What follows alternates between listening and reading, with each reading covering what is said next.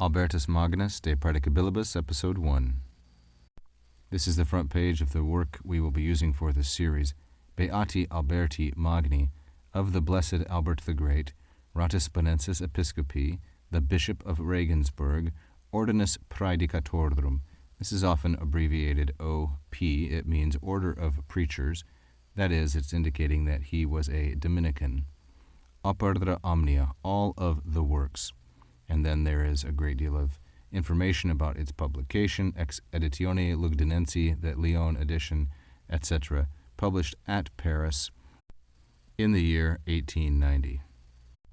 A portion of the title here is repeated on a subsequent page, Domini Alberti Magni, Ratisbonensis Episcopi, that is, Master Albertus Magnus, the Bishop of Regensburg, Ordinus Praedicatorum, OP, his Logic, the first book, Liber Primus, De Praedicabilibus, on things that are predicable, Tractatus 1, the first treatise, De Natura Logicae, on the nature of logic.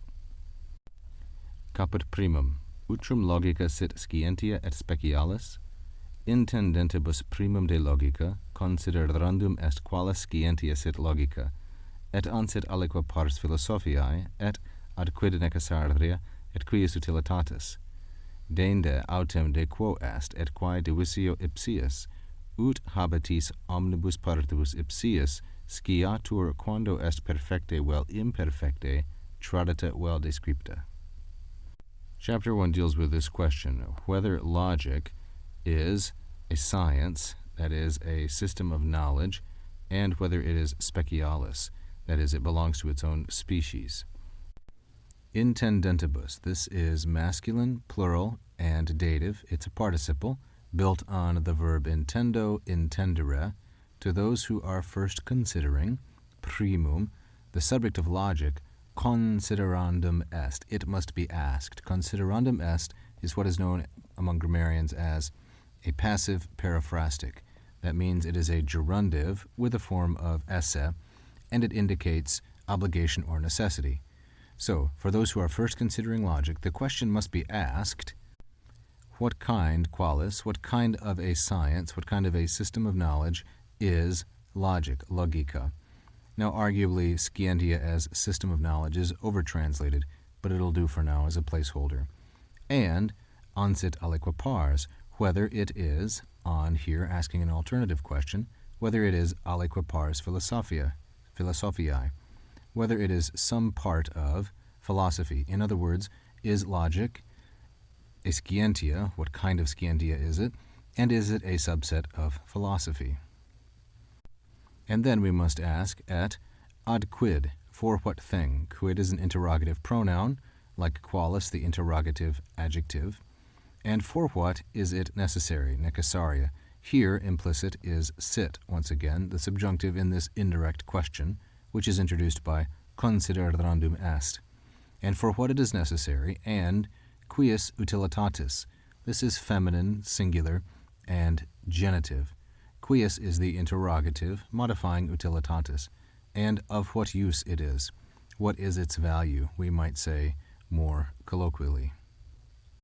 Next, deinde or deinde, moreover, here's the next question. We want to know de quo est, concerning what it is, whence it is derived, and quae divisio ipsius, and what is the division of it, meaning the division of logic itself. Ipsius in the feminine, singular, and genitive, referring to logica. This portion concludes with a purpose clause, ut sciatur, in order that habitis omnibus partibus, with all of these portions or parts or divisions considered, and this ablative absolute is feminine, plural, and ablative, because partibus is an ablative noun, pars.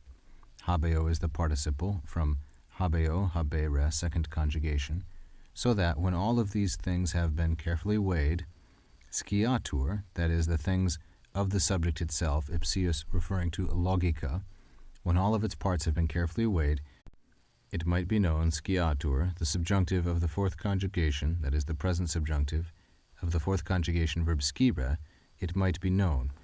Now this last portion puzzles me somewhat because it contains an indicative est, and I would expect if this were an interrogative that we would have the subjunctive sit in indirect question. But I will translate it as though it is a subordinate clause in indirect question and chalk it up either to my ignorance or perhaps to the fact that Albertus Magnus is not following a strict classical usage.